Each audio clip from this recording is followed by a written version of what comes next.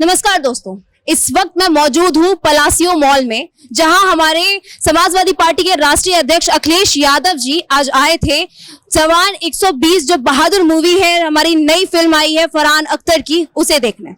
उनका संदेश साफ था कि इस मूवी के वास्ते हम ये चीज जाने कि जितने भी अहीर थे उस वक्त के, उन्होंने साफ अभी यही संदेश दिया कि उस वक्त के जितने भी अहीर रेजिमेंट के सब जवान थे, उन्होंने मात्र 120 जवानों ने 1962 में जो रेजांगला की लड़ाई हुई थी, ये फिल्म उसी पर बेस्ड है। और उस युद्ध में वहां के जो जवान थे, उन्होंने कितनी वीरता के साथ महज मात्र 120 जवानों ने 3000 चीनियों के सामने अपनी वो वीरता दिखाई, उनको घुटने टेकने पर मजबूर कर दिया।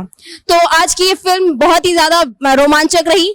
हमारे अखिलेश यादव जी ने कई सारे लोगों को संदेश दिया है कि वो इस मूवी को देखें, हमारे इतिहास को जाने और लोग इससे अवगत हों। इससे साथ ही हम लोगों से भी बात करेंगे कि उन्हें ये मूवी कैसी लगी और आपको दिखाते हैं। देखिए, मैं प्रेस का भी धन्यवाद दूंगा कि जो आप लोग भी, मुझे उम्मीद है कि जैसे हमने देखी फिल्म, हम लोगों ने सभी ने मिलके, आप लोगों को भी देखने का मौका मिला होगा। उससे बड़ी बात है कि आपसे मिलने का फिर एक मौका मिल रहा है हमें और आपको। ये फिल्म हमारे वीर जवानों के लिए और जो हमारे जवान हैं, फौज के जवान, जो उनका गौरवशाली इतिहास जिस पे हम लोग गर्व करते हैं, उसको याद दिलाता है। दुनिया की फौजों में सबसे बहादुर फौज और जो कठिन परिस्थितियों में हमारी सीमा की रक्षा करती है, वो हमारी फौज है। रेजांगला और उस समय के जो युद्ध के बारे में जो जानकारी मिली है, एक सच्ची घटना, एक वॉर, एक लड़ाई जिसका बहादुर जवानों ने मुकाबला किया। ऑर्डिनरी कैप्टन की उपाधि मिली है रामचंद्र यादव जी को, और बहुत सारे लोग जो बहादुर जवान उनके साथ थे। परमवीर चक्र से सम्मानित सितान सिंह, उनकी सबकी बहादुरी की एक जो फिल्म बनी है, हर एक को देखना चाहिए और याद रखना चाहिए कि कितना जोखिम भरा, कितना चैलेंजिंग और कितना कठिनाई भरा हमारा भारत का वो टेरेन है, वो इलाका है। कब किसने क्या जमीन खोई, उस इतिहास में न जाकर के इन तमाम बहादुर फौज के लोगों का हम सब लोग सम्मान भी करते हैं और गर्व भी करते हैं। इस फिल्म ने हमारे तमाम जवान जो जोखिम से भरी हुई जीवन जीते हैं, उसको याद दिला रहे हैं। नई पीढ़ी को देखना चाहिए। और मैं तो कहूंगा, क्योंकि मैं जाने कितने वर्षों के बाद ये फिल्म देख रहा हूं किसी थिएटर में आकर के, और मैं इसीलिए देखने आया क्योंकि ये रेजांगला की लड़ाई हमारा एक एक फौजी, एक एक जवान, और खासकर वो अहीर जो गुड़गांव, हरियाणा और आसपास के रेवाड़ी के रहने वाले हैं, वो आज भी गर्व करते हैं और उनकी इस बहादुरी पर पूरा देश गर्व करता है। ये गौरवशाली इतिहास जो हमारी फौज का है, वो आने वाली पीढ़ी भी देखे, समझे और जाने। क्योंकि फिल्म देख करके आए हम लोग, और वो लड़ाई और वो तस्वीरें हम लोगों ने देखी हैं, कितना एक एक जवान ने हजारों हजार की संख्या में चीनी फौजियों का मुकाबला किया। कहा तो ये जाता है कि आखिरी बुलेट तक, आखिरी शरीर जो जवान का जिंदा था और आखिरी सांस तक लड़ करके उन्होंने अपनी जमीन को, मातृभूमि को, अपनी धरती को बचाया। ऐसी बहादुर फौज जिसने आखिरी सांस तक लड़े हों, ऐसे बहादुर लोग जो आखिरी बुलेट तक लड़े हों, जो उनके पास था सब कुछ निछावर कर दिया, वो हमारी धरती, वो भारत माँ, या जो हमारा भारत का क्षेत्रफल है, वो कम ना हो। और ये सवाल कई बार उठा कि हमारा क्षेत्रफल जो भारत सरकार जिसका आंकड़ा रखती है, उसे कम से कम बताना चाहिए कि हमारे भारत का क्षेत्रफल पहले क्या था, आज क्या है। और जो भारतीय जनता पार्टी की सरकार में लगातार ये देखने को मिल रहा है कि सीमाएं हमारी सिकुड़ती जा रही हैं।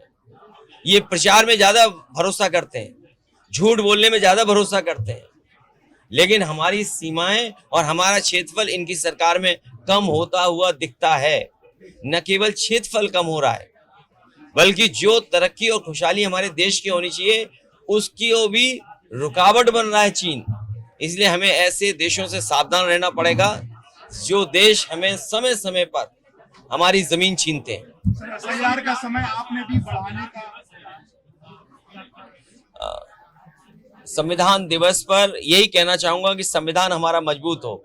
जितना संविधान हमारा मजबूत होगा उतना ही लोकतंत्र मजबूत होगा, और मजबूत लोकतंत्र के लिए संविधान के रास्ते पे चल करके जो बाबा साहब भीमराव अम्बेडकर जी ने दिया है, जिसमें सोशलिज्म का रास्ता है, सेकुलर समाज को रास्ता दिखाता है, जो डेमोक्रेटिक वैल्यूज हैं उनको कैसे बचाया जा सके।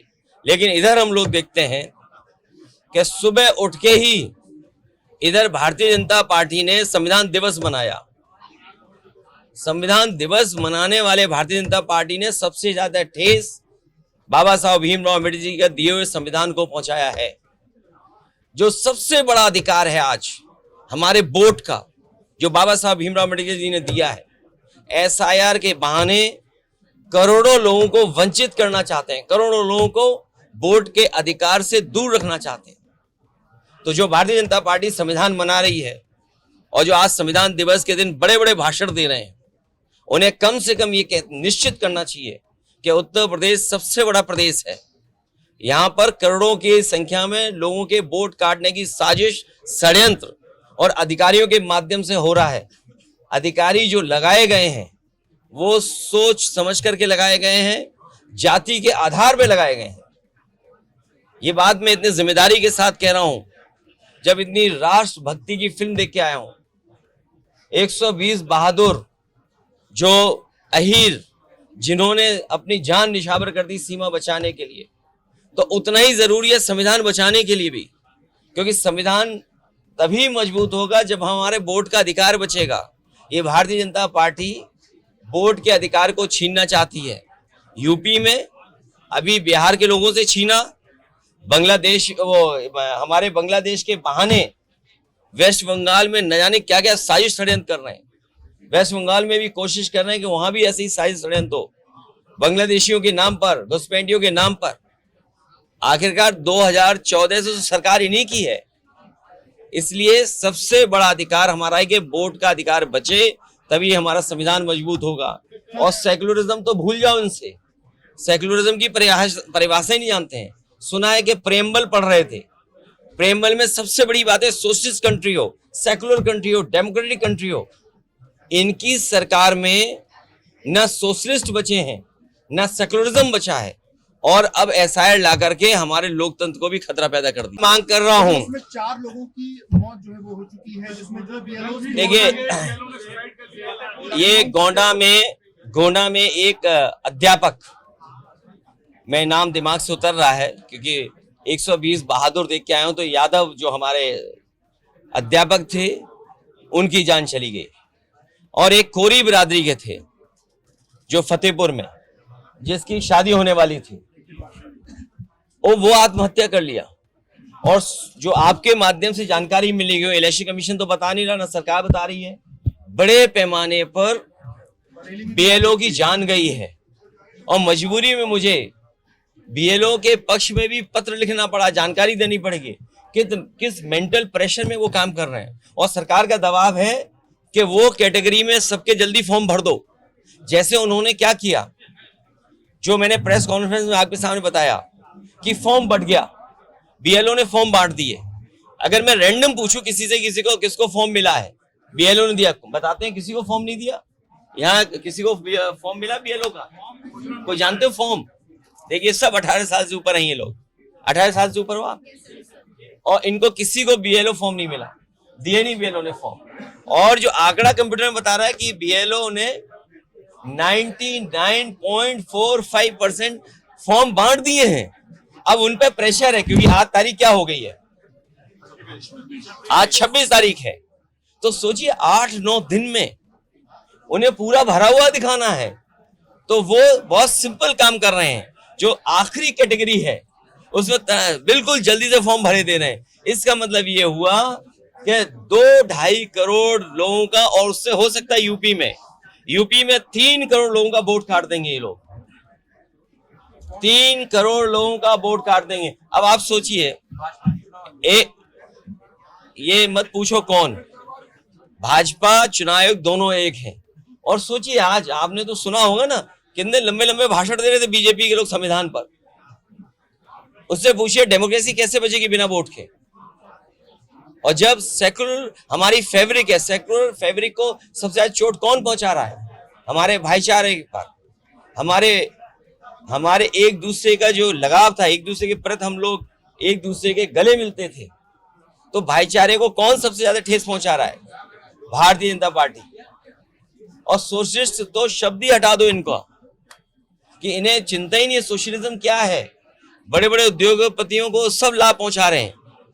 सुनने में आया है 10 लाख करोड़ से ज्यादा उधार बांट दिया है। अगर आपको अमीर बनना है, उधार में पैसा ले लो, कारोबार कर लो, उधार में पैसा ले लो और बड़े बन जाओ। तो ये नई रणनीति है भारतीय जनता पार्टी के, कि अपने लोगों को ही लोन दीजिए, अपने लोगों को उधार दीजिए, उन्हीं को बड़ा बना दीजिए, उन्हीं के अंडर सबको ले आओ। और यही हालत हमारे चैनलों की भी हो गई, धीरे धीरे उनकी भी स्थिति यही हो गई, क्योंकि उनको चलाने के लिए कोई बजट चाहिए। अगर बजट मना कर देंगे तो चैनल नहीं चलेंगे। तो इसलिए बजट की लूट भी है। तो ये कैसे लोकतंत्र मजबूत होगा? आप सोचिए, कि पीडीए के लोग बुलाए जाएंगे। तो ये जो हमारा साथी कह रहा है, ठीक कह रहा है, पीडीए से घबराए हुए लोग हैं। हर पीड़ित, हर दुखी, हर अपमानित व्यक्ति हमारे साथ है। पिछड़े, दलित, आदिवासी, अल्पसंख्यक भाई, हम उनके साथ हैं। इसलिए पीडीए के लोग पीडीए के साथ पीडीए की सरकार बनाने जा रहे हैं। सर, आपने कल एक पोस्ट किया कि आप जो मंदिर बनवा रहे हो वो मंदिर बनवा, वो जब बन जाएगा उसके बाद आप बाकी जगहों पर भी जाएंगे, तो आप नहीं, देखिए ऐसा है, हम तो जन्म से धार्मिक हैं। जो मुझे लोग बताते हैं कि जब हमारा जन्म हुआ था तो छठी मनाई गई थी। मनाया जाता है। वो धर्म कौन सा होता है? हिंदू धर्म है। तो औरों से पूछो उनकी छठी मनी थी कि नहीं मनी थी। सोचिए आप, हम तो हैं ही जो हैं, लेकिन हमारी लड़ाई है पीडीए को सम्मान देना। हाँ, आधी आबादी भूल गए। पीडीए का मतलब आधी आबादी भी है जो यहाँ खड़े हुए लोग हैं, आधी आबादी। मैं चाहूंगा कि आप लोग भी देखें और इस घटना के बारे में, इस लड़ाई के बारे में, जो हमारे फौज के बहादुर और खासकर अहीर, खासकर यादव, उन लोगों ने जो जोखिम उठाया और उसका परिणाम ये हुआ कि उन्होंने जान निछावर कर दी, लेकिन धरती माँ, भारत माँ की धरती बचाई। अरे भाई, मैं तो बहुत दिनों से मांग रहा हूं। ये जो गुजरात के अहीर हैं, हरियाणा के अहीर हैं और राजस्थान के अहीर भाई लोगों से हमारा निवेदन है कि अगर हम अहीर रेजिमेंट मांगते हैं तो गुजरात में हमारा पुतला फूंकते हैं। अब आप बताओ ना, तुम मांग रहे हो ना अहीर रेजिमेंट, हमें खुशी है कि अगर हमारे साथी अहीर रेजिमेंट मांग रहे हैं। पहली इकलौती पॉलिटिकल पार्टी है जिसने अपने मैनिफेस्टो में ये लिखा कि अहीर रेजिमेंट होनी चाहिए। और हम तो ये कहते हैं, जितनी भी रेजिमेंट जिन जिन नाम से मांगी जा रही हैं, उन सबको बनाया जाए। इसलिए बनाया जाए कि हमारे नौजवान बड़े पैमाने पर वर्दी पहन करके देश की सेवा करना चाहते हैं, भारत माँ की रक्षा करना चाहते हैं। इसलिए ज्यादा से ज्यादा फौज की भर्ती हो, ज्यादा से ज्यादा रेजिमेंट बने। और मैं इस मौके पर फरहान अख्तर जी को बधाई दूंगा, उनकी पूरी टीम को बधाई दूंगा, जिनकी वजह से मुझे मौका मिला फिल्म देखने का। इधर वर्षों से हमने फिल्म नहीं देखी थी और थिएटर में आके कोई फिल्म नहीं देखी थी। पिछले लास्ट फिल्म जो मैंने देखी वो शायद थिएटर में स्लम डॉग मिलियनेयर देखी थी, और इसके बाद आज ये फिल्म मैं देखने आया हूँ। सर, 120 बहादुर मूवी देखी? देखा, और बहुत अच्छी मूवी है। जिस तरह से हमारे देश के 120 बहादुर यादव समाज के, अहीर समाज के सैनिकों ने 3000 से ज्यादा चीनी सैनिकों को परास्त किया और उनको सीमा में घुसने से रोका, जिस तरह से अपनी बहादुरी का परिचय दिया, ये बहुत ही अच्छी पिक्चर है और मैं चाहता हूं इस तरह से 120 बहादुर जो हमारे चीनी जो हिंदुस्तान के सैनिक थे, अहिर जात के, यादव जात के, जिन्होंने चीनी सैनिकों को परास्त किया था, ये इतिहास के पन्नों में जोड़ा जाए और इसे बहुत मजबूती से हिंदुस्तान और देश के सामने रखना चाहिए। चीन को तो जैसे कि हम जानते हैं कि वो अपनी विस्तारवादी नीति के लिए फेमस रहा है, तो अगर हम चीन अपनी विस्तारवादी नीति से बाज नहीं आया और इंडिया पे वापस अटैक किया, लेकिन इंडिया की फोर्स तो वीक होती जा रही है कॉज ऑफ अग्निवीर, तो उसकी वजह से उसके लिए आप क्या कहना चाहेंगे? देश के प्रधानमंत्री जी इन सब नीतियों में पूरी तरह से विफल हैं। हम सब चाहते हैं कि सैनिकों का सम्मान हो, सैनिकों की मजबूती हो और ये जो अग्निवीर जैसी खराब योजनाएं समाप्त की जानी चाहिए। उससे हम लोगों को प्रेरणा मिलनी चाहिए और सारे लोग उससे प्रेरणा ले रहे हैं, लेने के लिए आए हैं कि हमारे मुल्क के, इस देश के नौजवानों ने, और उसमें विशेष तौर से अहीर 120 शहीदों ने देश के लिए कुर्बानी दी, शहीद हुए हैं, मरते दम तक देश की रक्षा किया है। 120 बहादुर देखी? जी जी बिल्कुल। कैसी लगी सब? हमारे राष्ट्रीय अध्यक्ष जी ने सभी फौजियों को आमंत्रित किया, बोला ये देश के लिए बहुत गौरव का विषय है रेजांगला युद्ध, तो उन्होंने सम्मान देने के लिए सभी फौजियों को बुलाया, बोला साथ बैठेंगे, खाएंगे पिएंगे, देशभक्ति को दोबारा एक बार जज्बे को महसूस करेंगे। और आपके बहुत से दर्शकों को नहीं पता होगा, मैं आपके माध्यम से उनको बताऊंगा, दुनिया में बहुत से भीषणतम युद्ध हुए हैं, बहुत बलिदान लोगों ने दिया है, लेकिन विश्व में किसी भी युद्ध का ये एकमात्र उदाहरण रेजांगला है जहां पे फौज से ऊपर के कमांड से आधिकारिक आदेश आया था कि आप पीछे हट जाइए, और उस फौज ने हटने से मना कर दिया, बोला हमने 1 महीने में ये पोस्ट बनाई है, अब हम यहीं जिएंगे यहीं मरेंगे। इंडियन फोर्स है ना, पीछे कैसे हट सकती एक लाइन बताऊंगा, फर्क सिर्फ इतना है, अधिकांश जगह पर जहां भी बलिदान हुए हैं वहां पे सेना को पीछे हटने का आदेश नहीं था, लेकिन इस केस में क्योंकि 120 जवानों के सामने लगभग 3000 से ऊपर चीनी फौज थी, तो वास्तविकता के स्तर पे उनको बुचर करा देना, मरवा देना है, तो ये सेना ने फैसला लिया था कि पीछे आके बटालियन के साथ मर्ज हो जाइए और जहां पे हम इनको रेजिस्टेंस दे सकते हैं, बिकॉज लड़ाई भी रणनीति और स्ट्रेटजी से लड़ी जाती है, तो पीछे हटने के लिए बोला गया था। इसलिए ये दुनिया का भीषणतम और सबसे ज्यादा गर्व का बलिदान है, जहां पे हर फौजी ने अपना बलिदान अपनी इच्छा से स्वयं चुना। इसलिए रेजांगला का युद्ध दुनिया का सबसे भीषणतम और सबसे ज्यादा प्रेरणादायक युद्ध रहा।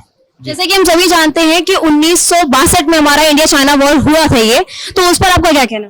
ठीक साहब कह दिए जो कहना था।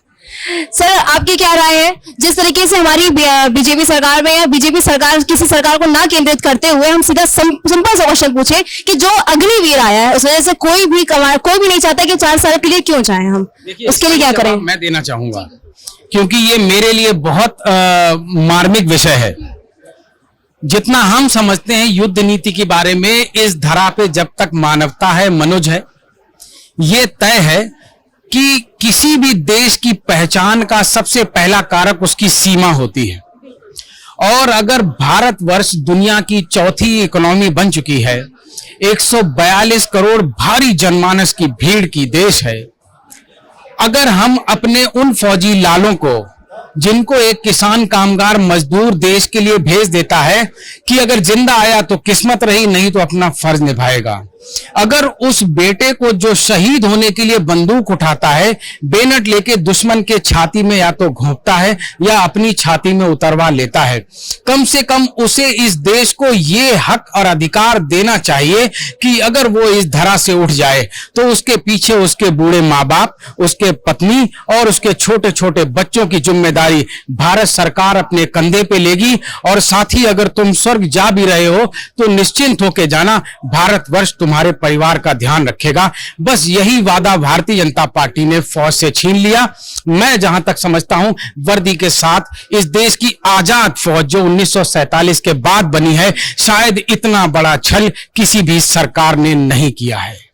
जी बिल्कुल सही बात है। तो हम आपसे बस इतना ही जानना चाहेंगे आप यहाँ मौजूद सभी लोगों से कि ये मूवी आप आगे कितने लोगों को प्रमोट करने वाले हैं कि उन्हें इसको देखना चाहिए, उससे सीख लेनी चाहिए कि हमारी इंडियन आर्मी ने किस तरीके से हमारे देश के लिए बलिदान दिए हैं। आपने बहुत इमोशनली एम्ब्रॉयलिंग क्वेश्चन पूछा है। अगर हमें ठीक से याद है तो 84 और 89 के चुनाव में दूरदर्शन में दोपहर में खास तौर से चुनावी मतगणना के दौरान हम सन 62 की बनाई हुई मनोज कुमार की पिक्चरें देखते थे। और ये मनोज कुमार की पिक्चरों का नतीजा है कि ये सर पे भारतीय सेना का ताज। तो ये देश के जनमानस के, खास तौर से बच्चों के माता पिता को मैं यह आह्वान करूंगा कि इस देश की सीमाओं को मजबूत रखना चाहते हैं, अपने बच्चों को अपने परिवार का गर्व का हिस्सा बनाना चाहते हैं, अपने बच्चों को इस देश का गौरव बनाना चाहते हैं, तो आर्म फोर्सेस के वॉर्स के ऊपर कोई भी मूवी हो उसको जरूर दिखाइए। और अगर आप में वो जज्बा है कि आप अपना बच्चा घर से छाती पे पत्थर रख के देश के लिए भेज सकते हैं, तो 120 बहादुर जरूर देखने भेजिए और खुद भी देखिए। आप महसूस करेंगे कि इन 100 बेटों ने अपने परिवारों के लिए सदियों तक के लिए गर्व और गर्व दे दिया है। बहुत बहुत धन्यवाद। तो जैसा कि आपने सुना, यहाँ तमाम लोग मौजूद रहे, सबने अपनी अपनी राय दी, और जो आज की मेन मुख्य फिल्म रही हमारी 120 बहादुर, उसके लिए तो सबने अपनी राय दी है कि भाई ये मूवी बहुत अच्छी है। जितने ज्यादा से ज्यादा लोग इसे देखना चाहते हैं वो इसे देखें, हमारे इतिहास को जाने, जो 1962 में रेजांगला की लड़ाई हुई थी उसे जाने कि कैसे एक इंडियन आर्मी के 120 जवानों ने हमारी जो विरोधी थे, हमारे दुश्मन थे चाइना, उनके जवानों को घुटनों पर लाने पर मजबूर कर दिया था। तो ये हमारी आज की खास पेशकश ऐसी, और तमाम खबरों को पाने के लिए देखते रहिए लाइव न्यूज़ एक्स। मैं हूं आपके साथ अंजलि मिश्रा, कैमरा पर्सन पंकज गुप्ता के साथ।